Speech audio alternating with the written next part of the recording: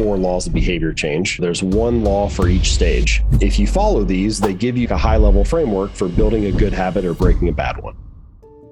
The first law is to make it obvious. You want the cues of your good habits to be obvious, available, visible, easy to see. Easier it is for it to get your attention, the more likely you are to act on it. Second law is to make it attractive. This one connects to the craving. The more attractive or appealing or exciting or enticing a habit is, the more likely you are to perform it. The third law is to make it easy. The easier, more convenient, frictionless, simple a habit is, the more likely you are to do it.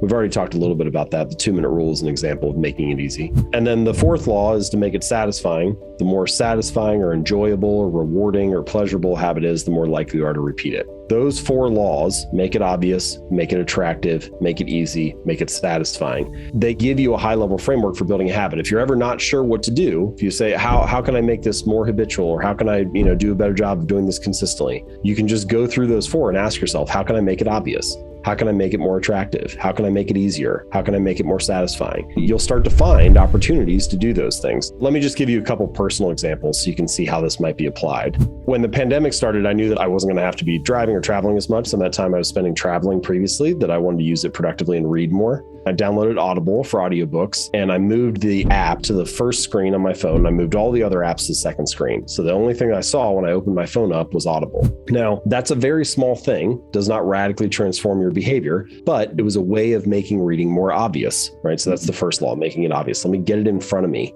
I also sprinkled books kind of around the house or on my desk. I have 3 on my desk right now. I have a couple by the bed. I've got a couple in the living room. Odds are it's more likely that I pick it up and take a look at it. On the flip side, this also applies, this first law of making it obvious. It also applies to many of the bad habits that we have. For example, a lot of people feel like they watch too much television, but walk into any living room. Where do all the couches and chairs face? It's like, what is this room designed to get you to do? Wow. And so I think the question that you can ask yourself is, what does this space encourage? What behavior is encouraged in this area? You want to design your life, design the spaces that you live and work in to encourage the good habits and discourage the bad ones, to make the path of least resistance, or the obvious choice, the good habit. So the healthy food is on the counter, not the junk food. Books are around you, not the TV remote, and so on and so forth. And no individual choice like that is going to radically transform things. But you can see how making a dozen or 2 dozen or 50 little tweaks like that, now all of a sudden you're living in a space that always is